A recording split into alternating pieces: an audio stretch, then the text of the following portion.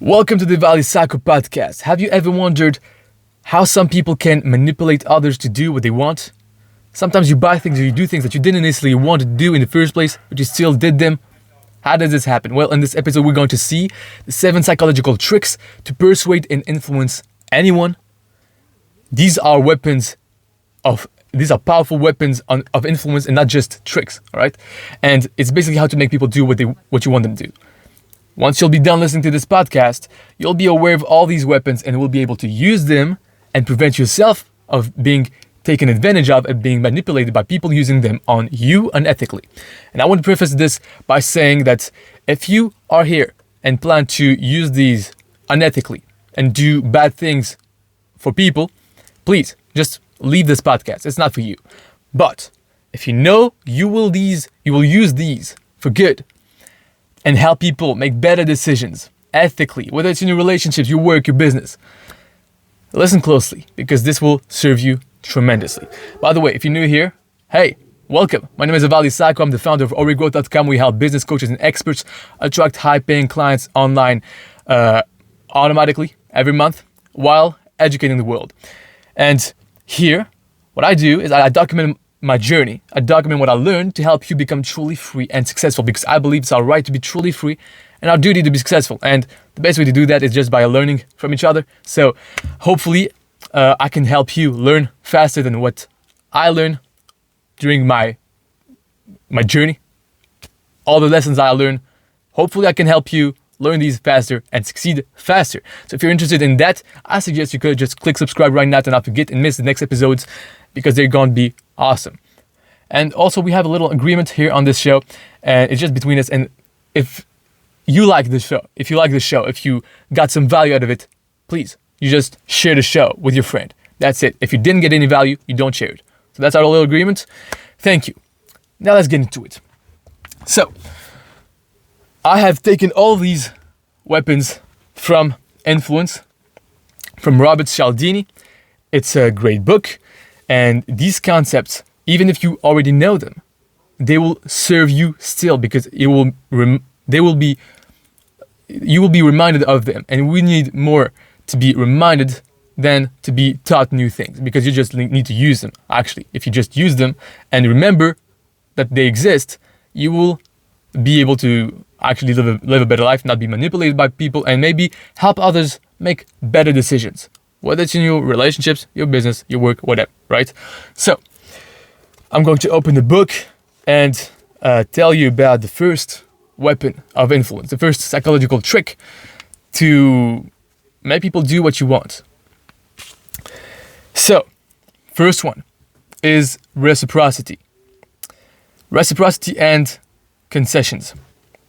So, people will often give you something. You notice sometimes salespeople just give you some things, and companies just give you like a little free trial, right?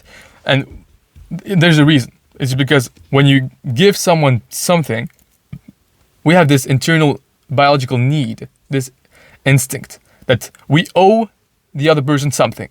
And this is it's a survival instinct, because when sometimes we had restricted resources, we would want to give someone something, so if we are in need, they would give us this back. They would just give back to us, right? And this is not, it's not an equal thing. Like if I give you a pen, you will give me back a pen. It's not like this. If I buy you a soda, you will not only buy me another soda or something that's worth like $2. No, it works like, there's a high discrepancy between what you give and what you receive.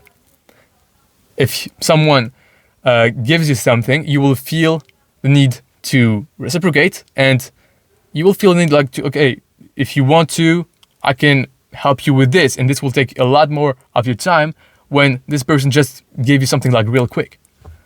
For example, if you give a free trial in your business, if you get a free trial, well, you will reciprocate by getting the paid stuff. And this is a lot more than what you just tried. It costs you a lot more than what costs them to give you this gift. And this is why it's extremely powerful. Sometimes you'll see at airports, some people just going and giving flowers to strangers and then asking them, oh, by the way, can you sign this? It's just a $10 thing, right? You just like sign it, and they feel the need to reciprocate, right? So they are much more likely to actually sign the thing, which costs them a lot more than just this simple flower. That's an example of reciprocity, and reciprocity is very, very powerful. If you want something from someone, they'd be way more likely to do it if you gave something for them first. After that, this is the first psychological trick. And the second one is commitment. Well, first of all, before that, in the reciprocity, there's a part of reciprocity that is concessions. And concessions is just like, for example, you just do a concession. Like, okay, all right, I'll do this for you, but could you do that for me? Then you do something for them because they have made a concession on their behalf. So, let's say, for example, you are on a call with someone to maybe buy something, and the vendor, let's say you're buying a car, right? And the vendor tells you, okay, it's $9,000, but right now for you I'll make it $8,500, and I'll let you pay in 2 times, right? I'll let you have a payment plan just for you. I'm doing this for you. This is like, I don't usually do this, but for you, I'll do that. I'll make that concession. And then you'll feel like you need to reciprocate this concession. Okay, so, all right, I wanted 9,000. I wanted the car at 8,000, but I'll do it for 8,500. Okay, because you made this concession for me, I'll do a little bit for you, right? So a little bit for you is a lot more, right? He just decreased the price by 500, and you are actually getting the car. So this is like a lot higher of a commitment. That's an example of a concession, and concessions are very powerful. Like if you can make people feel like you've made them a concession, they will reciprocate that. Then there's commitment and consistency. And this is it's very powerful because once you commit, there's a psychological need for yourself, and all those psychological tricks are instinctive in us. So all of them are just made for us to prevent us from having to think too much, for example, sometimes, or to survive better. It's just like some things that we make our lives easier. Unfortunately, while we take those shortcuts of, okay, if, for example, one of the psychological needs, psychological triggers, psychological tricks. I'm just a little tired. Sorry, guys. One of the psychological tricks is sympathy. When you have high sympathy for someone, you're much more likely to do what they want, right? And this is just to make it easier for you to know who to trust, right? Because the more we evolve, the more information we have at our disposal in our environment and at our disposal. Like, there's so many products you can buy from, right? One of the psychological tricks is social proof. So if a lot of people think this should be good. And these are shortcuts. And sometimes they're not necessarily true. This is why people can manipulate you, right? When they're true, they serve you. When they're not true, when they're based on false information or information that someone has manipulated, they don't serve you. You're being manipulated. But in the essence of it, it's something that is useful for us. So we don't want to eliminate them from our lives. We just want to be aware of them to be able to control ourselves when someone could be manipulating these information. By the way, English is not my native language, so just bear with me. I will find my words in time. So after that, I talked about commitment and consistency. So commitment is when it's a psychological need for you to be consistent. And it's also about what we think of ourselves. So if I have committed by my actions, if I did something, this means that I'm this type of person that does this thing. If I go to the gym, well, I see myself as a gym person, right? As someone that goes to the gym. This is my identity because I did that. So this is proof that I am this kind of person. And so when you did an action which was made by an internal choice, which was not an external force, right? So let me explain. When you tell a kid to not lie, and you can do it in two ways. First way, the parent will say to their kids, if you lie, you will be punished. I will punish you. I will make sure you will never do this again. And this is an external force. And so the kid will not lie in front of them. But once the external force is not here anymore, they will lie. Because they don't see themselves as the type of person, as the type of kid that doesn't lie. But if the parent says, hey, lying is really bad. I would really not want you to lie. It's just like something really bad because it makes people not like you. It can hurt people, and you say that, but you don't pressure them. You don't impose on them. You don't take away the freedom of choice, and so they won't lie at first just because they're in front of you, but you haven't pushed them to do that. You haven't put an external force on them. So it's their choice to not lie in front of you. So they did it once. Now, because they did it once on their own, it was their own choice to do that, they see themselves as a kid that doesn't like to lie. I just don't lie. And so after that, they will continue not to lie. They will continue the behavior because they did this. They committed to do this action by themselves. It was their choice. And so this is why you need to make people do this commitment. If you want them to do something, make them do the commitment, right? Don't let them, or maybe give them a lot of reason to do this, and then make sure that they find the reasons themselves to do this thing on their own. And so if they have committed to do something, well, the reason why they did this thing has to stand on their own choice. If it is on an external pressure, it won't last. And so this is just because we need to be consistent, because someone that is not consistent with his actions will be seen in society as someone dangerous, and as someone unreliable, as someone that just changes his mind often, and just you can't trust this person. And we need to be trusted. We need to be to make sure that people trust us, so we are not, in danger of being left, of leaving the group, because people just don't trust us. We need to make sure people always trust us and view us as reliable. This is good. He's always consistent. He thought this before. He still thinks this way. Okay. If politicians just completely change sides like this, would you trust them?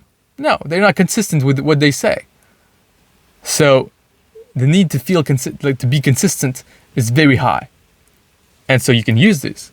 Or you can instead, in the book, the author tells a story about a lady that comes to his house and asks a lot of questions. And he wants to impress the lady. And so he answers the questions on hobbies. Do you get out a lot, sir? She asks him. And he says, oh yeah, I'm always out. I always go to the movies, I always go to the restaurant. And she says, oh my God, she asks him a lot of questions like this, and he always like kind of exaggerate because he wants to appear like he's the man in front of her that is very attractive woman. He wants to impress her and he wants to appear attractive to her, and so he exaggerates a little bit. But after that, she tells him, well, you see, if you're getting out this much, you will love our subscription for this thing, because it allows you to have to save just 50% on this, on all your activities when you go out. And here he's just like stuck because he doesn't get out as much. So okay, he lied, but he feels the need to be consistent with what he just said. So he already like said, oh, I get out a lot. So either he has to appear like a fool that just doesn't want to save up 50% on all of his activities, or he needs to be inconsistent. And he just can't be inconsistent. So he just gets the subscription, even though he doesn't need it, he doesn't want it, but he gets it because he needs to be consistent. And so at this point, instead, he says that you can just call out the person using this need for being consistent. And when you call out their, tactic, it's just like, okay, you call it out. So you don't need to be consistent because they just were not honest with you. So it's okay. I kind of exaggerate my answers because I wanted to appear, like someone that just does a lot of things, because I wanted to impress you, and any man would have done that. And so he just justifies himself, and he doesn't need to be consistent anymore, and he doesn't need to buy the subscription that the woman offers him, because she wanted to manipulate him to get it. And so this was actually a tactic, like for like big companies to do that. Well, they sent some salespeople at some future clients, some prospects, and they ask him a lot of questions that will end up making them be inconsistent if they say, no, we don't need that, right? So be aware of these things. Then there's the additional effort. When you put effort towards something, it has more value to you. So a lot of African tributes, African tribes, they have this big, like, how do you say that? Rituals to become a man. So just kids from 13 to 16 have a big ritual that is very hard. It's like they have to put a lot of effort into it to become a man. So being a man becomes something of value. Becoming a real man is valuable. Fraternities have this as well.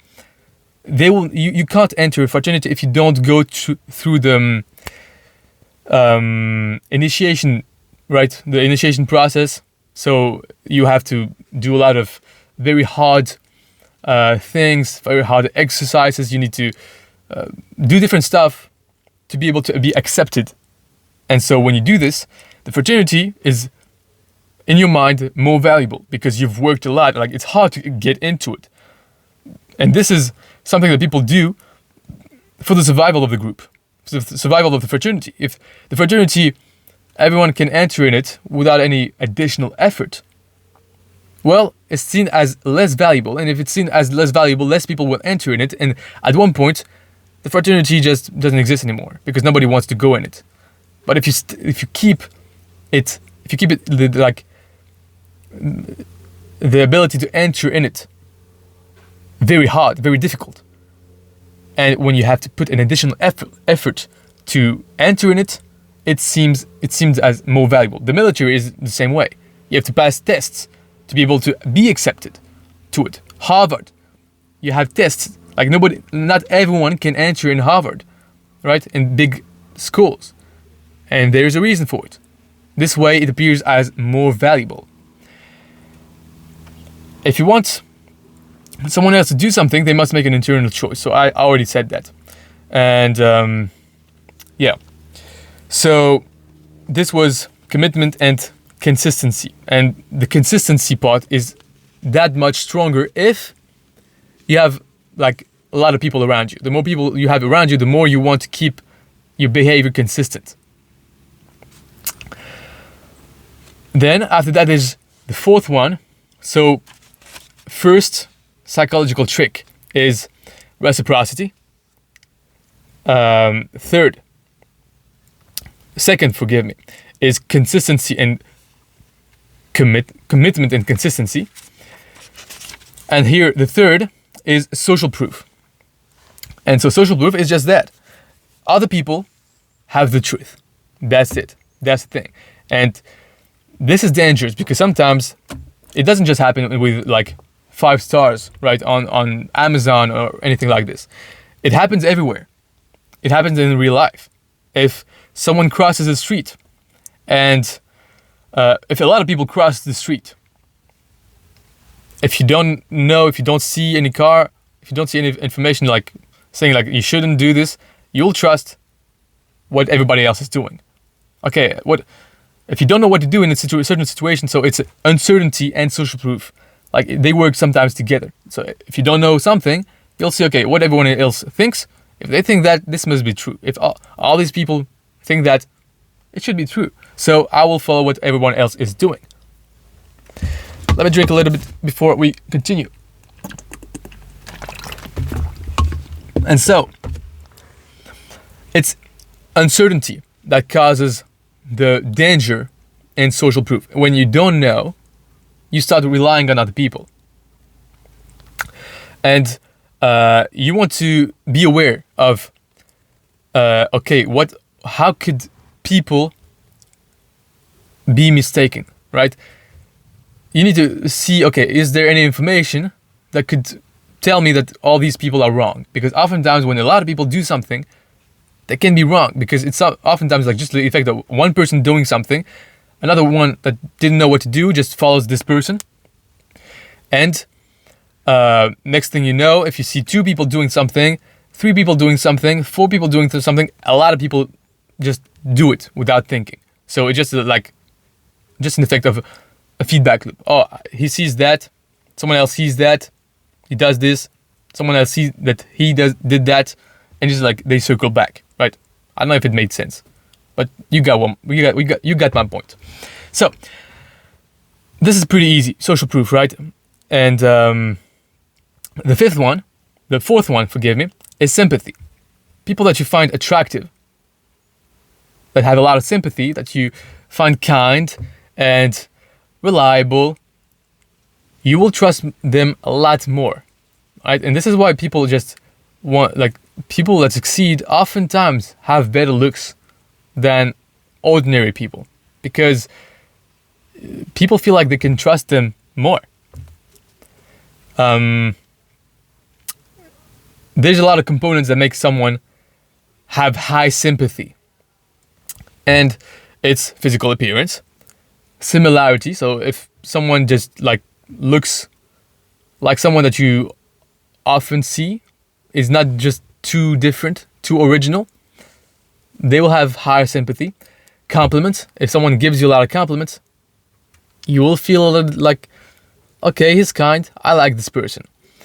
And then there's contact and cooperation. So if someone just is touching you and close to you and agrees with you, is on the same on the same side than you of the table, right?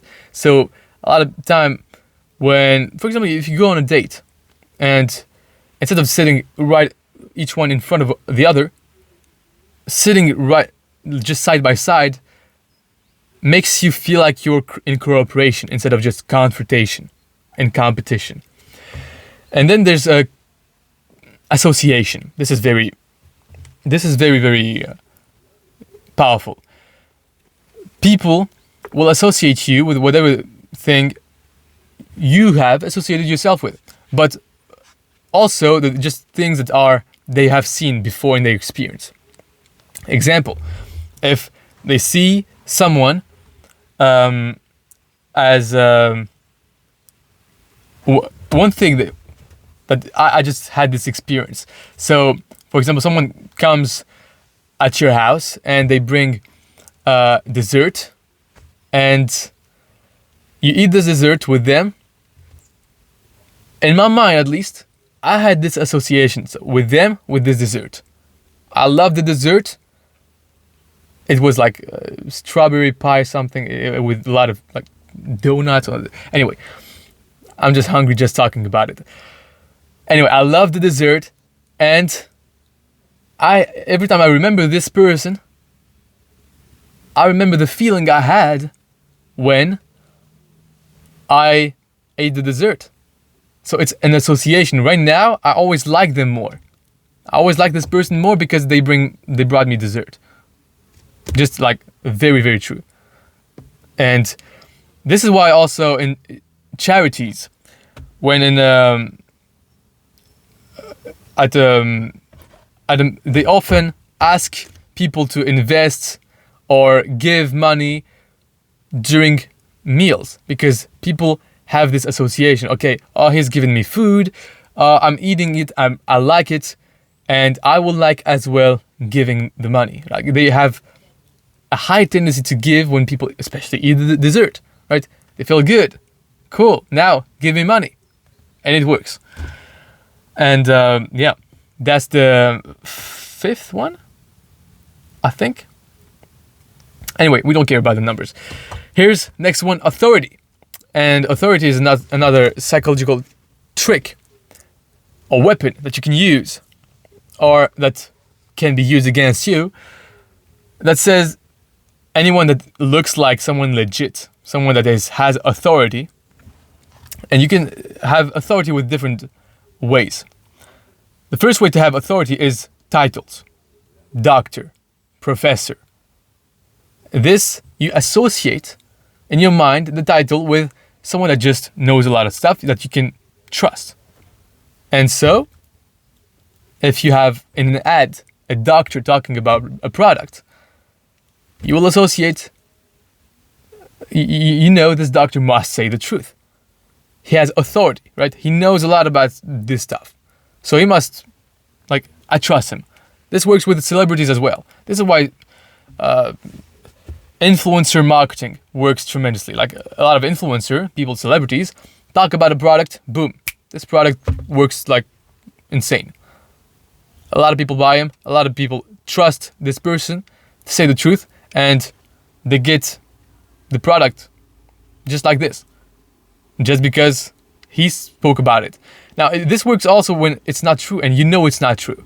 So, for example, they had an ad a long time ago for a decaf coffee, and it was a doctor, an actor that was playing a doctor in a soap opera that was talking about a product.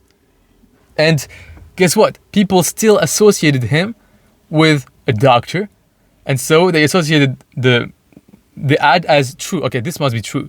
This is like, I can trust this, because if he talks about it and he was a doctor in this scene, it's not conscious, but you still associate this authority with the product, and so you have high likelihood of getting the product just because you trust it.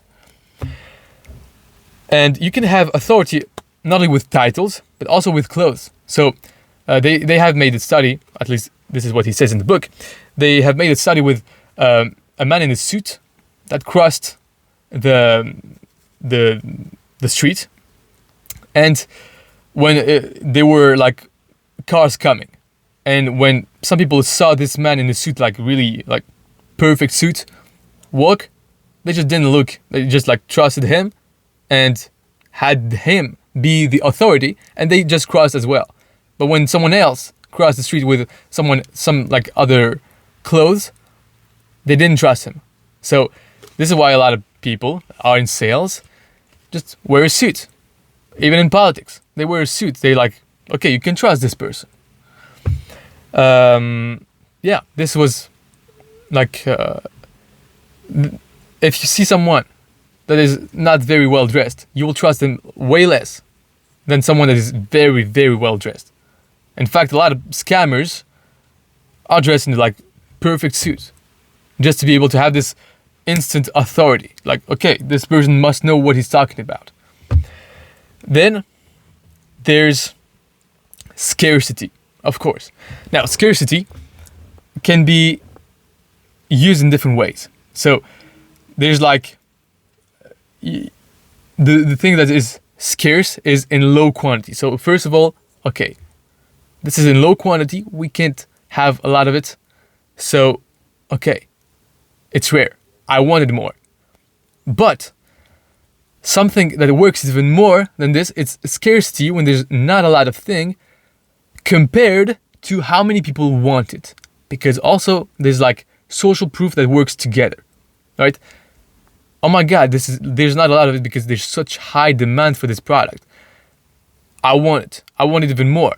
Sometimes you don't even, because of scarcity, you don't even want the product for what it will do for you. You just want it because it's scarce. It's like, there's not a lot of it. I want it. I must be the one that has it. And it's just like a very, very highly emotional decision that you make when there's scarcity.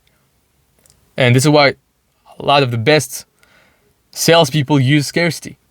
And they make this a real scarcity. Like they put in place an environment in which there will be scarcity, and so they can use it ethically because it's the truth. Like there's actually not a lot of those things, and they create high demand.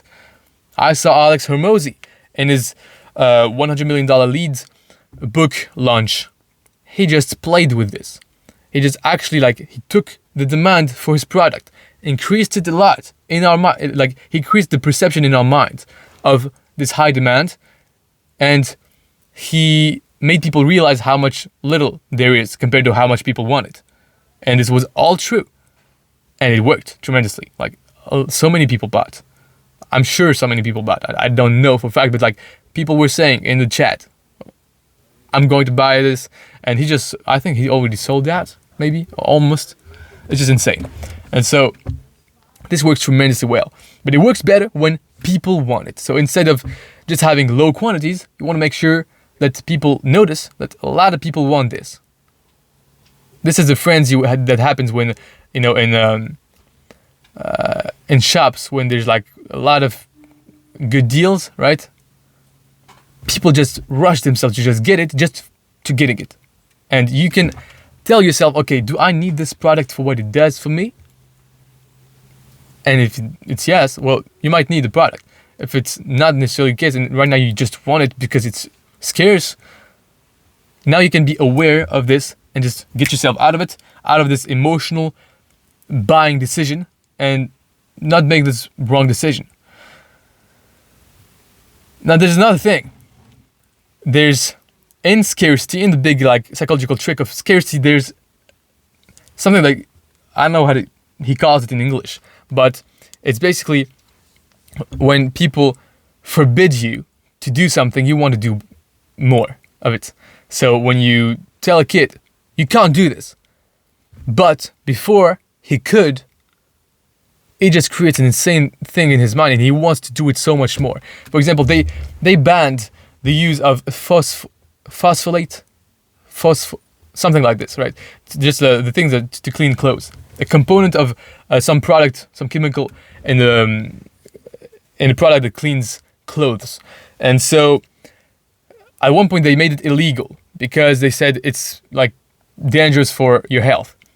And once they made it illegal to get it, people started seeing this exact chemical as a lot more valuable. All the products that had this illegal molecule, illegal thing in it anyway, well, they saw it as way more valuable. Oh, this thing must clean better. Oh, this thing is way better. And at this point, the sales of the product using this chemical went just so higher, a lot higher than when it was legal. When you forbid something, you make people want it more, especially when sometimes you, for example, in Russia, I think there was some in some time in history. I don't remember exactly the details, but people in Russia had finally had more freedom, and at one point, the government changed something, or someone else just went into the government and he decreased this liberty, this freedom. And once they had a taste of this and they saw this thing being taken away from them, they completely they made a revolution. They just completely went crazy and was no, this can't happen. We are not going back into this place, right? once you get a taste of something and you just take it away, people feel the need to get it back, because the fear of loss is a lot higher than the desire to gain something. And so you can use this, or you can be aware of this and not let yourself be fooled by some people. Hopefully you can use these tricks ethically, these weapons of influence, because they will actually, like, if you are in sales, they will increase your sales tremendously. If you're in relationships, you can use these to make people want to go to the restaurant that you want to go to, right? You can make people commit a little bit and then get them to engage more in your choice, like in the choice that you want them to make, right? If it's good for them, okay? Great. I hope you liked this podcast. If you did, you need to share the show. Remember, this is all your agreement, and hopefully you subscribe as well. And I hope to see you in the next episode. It's going to be awesome, right? Subscribe. Bye.